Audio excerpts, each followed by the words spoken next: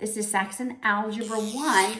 We have some homework questions from lessons 37, 39, and 40. So we'll start with 37, 18 through 21. I'm on page 152 in your textbook. All right, so here's 18.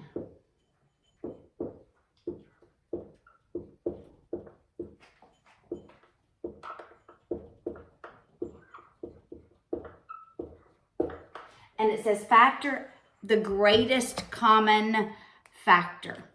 All right, so greatest goes down. So we're looking for the smallest number that goes, the largest actually number that is a factor of both of these. So we look at 3 and 12. What's the largest number that goes into both 12 and 3?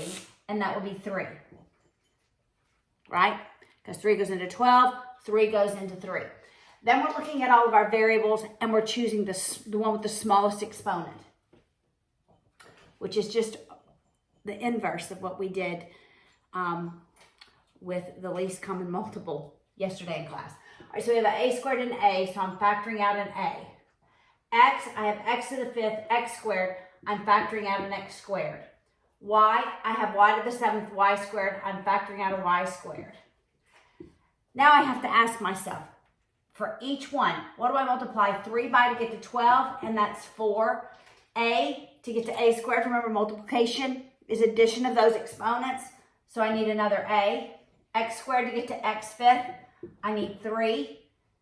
Y squared to get to y 7th. I need y to the 5th. My negative sign doesn't change. What do I multiply 3 by to get to 3? 1. I don't have to write 1 as a coefficient. A by to get to A. Oh, this is the exact same term. So I have to multiply it by 1. Because when I redistribute this, I have to get the first term. When I distribute this outside term here, I must get this term. So always when you're factoring, if I begin with 2 terms, in the parentheses, I have to have 2 terms.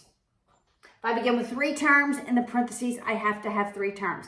I have to be able to distribute through multiplication this number to each term to get back to the original equation or expression.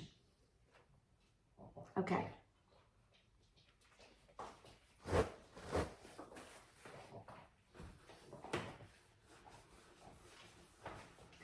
All right, that's number 18. I'm going to grab some paper towels. All right, that's number 18. Number 19. All right, number 19 is 15, a to the 5th, x to the 4th, y to the 6th. Now we have 3 terms, right? Plus 3, a to the 4th, x cubed, y to the 7th, minus 9, a squared, x to the 6th, y. So I look at the 15, the 3, and the 9, and what's the greatest number that goes into all 3 of those? And it's 3. 3 goes into 15, 3 goes into 3, and 3 goes into 9. So I'm factoring out a 3. Then I look at my a's. I have a to the 5th to the 4th squared. I'm choosing the a squared. Because remember, we're going to choose our smallest exponent. X, we have the 4th, the 3rd, the 6th. I'm going with the 3rd because it's the smallest exponent. Y is 6, 7, and y, so it's only one y. Now, what do I multiply 3 by to get to 15? I look at each term individually. So I must multiply by 5. How many more a's do I need? 3. X's, I need 1 more. Y's, 5 more. Because remember, multiplication is addition. I don't need to multiply 3 by to get to 3 except for 1, but I may need some variables. All right, a squared, I need another a squared. X, I don't need any more x's. Y, I need y to the 6th. My signs stay the same. 3, I must multiply by 3 to get to 9. A, I don't need any more a's. I need 3 more x's, and I don't need any more y's.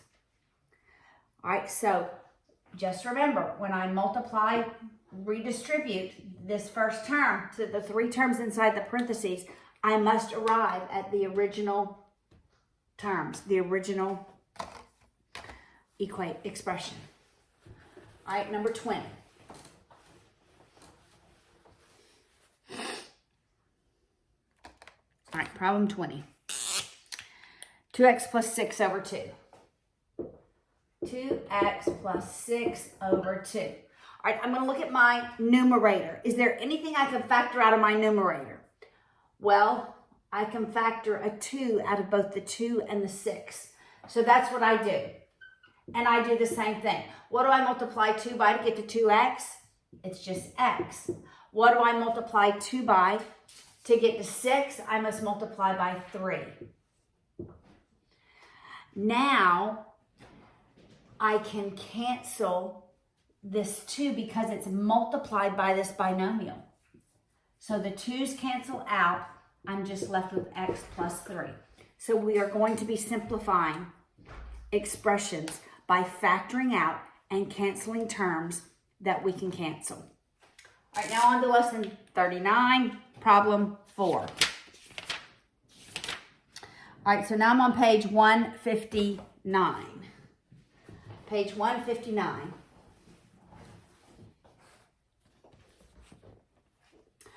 All right, you have to write as you read. If the product of 5 and a number is increased by 9, and this sum, when I hear that, and this sum, I'm going to put it in parentheses. This sum is multiplied by 3, so I'm going to multiply that whole sum by 3. The result is, that's always equal, 11 greater, writing it out here because it's 11 greater than something else, 11 greater than the opposite of the number. All right, so we have to distribute the 3 to both of the terms inside the parentheses. So 3 times 5n is 15n.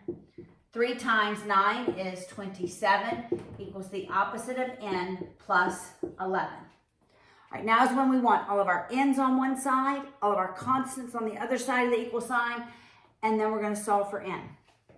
So I'm going to move my n's to the left. I'll add n. And that leaves me with 16n plus 27 equals 11. I'm going to subtract 27. Since I move my n's to the left, I want my constants to the right. So I'll subtract 27 from both sides. I'm left on the left with 16n equals, so negative 27 and 11, remember opposite signs, we subtract, take the sign of the larger number, that's negative 16. When I divide both sides, because 16 is multiplied by n, I don't want to know what 16n is, I want to know what n is. So we do the inverse operation of multiplication. So we're dividing both sides by 16. The value of n is negative 1. All right? Now, on to lesson 40. Lesson 40, just a few pages over. 2 through 4, page 163. All right, this is 2 through 4.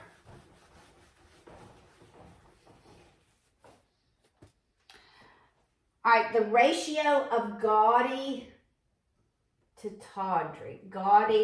Tawdry was 7 to 11. Remember, we're going to do a ratio table.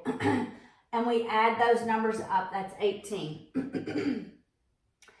If this is the total, we'll write total here. If the total was 2,520 scarves in the pile, how many were gaudy? All right, so remember, we're just going to choose to ignore this middle row because there's nothing over here, and we're going to write a ratio. It's 7 over 18 equals x over 2,520. And we will cross multiply. All right, so we'll multiply 7 times 2,520 equals 18 times x. All right, so we actually have to do that multiplication. All right, so I'll do it over here. 2,520 times 7. That's 0. 7 times 2, 14. Carry my 1. 7 times 5, 35. 1 more is 36. Carry the 3. 7 times 2 is 14. And 3 more is 17. So now we have 18x equals 17,640. Now we're going to divide both sides by 18 to solve for x. All right, so I am going to go back over here and take this number and divide it by 18. I believe I'll start with 9 first, since it's so close. Well, that'd be 180. And I am going to start with 9. All right, 9 times 8 is 72. Carry the 7. That's 16. All right, we'll subtract. That's 4, 1, 4, 4. All right, so maybe I will try 8. Let's try 8. 8 times 8 is 64. Carry the 6.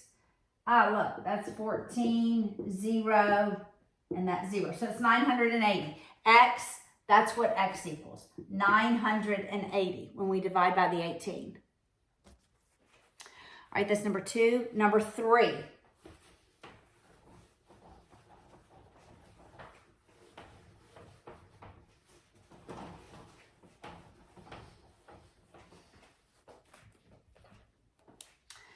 Jay and Bill found that 4 times the sum.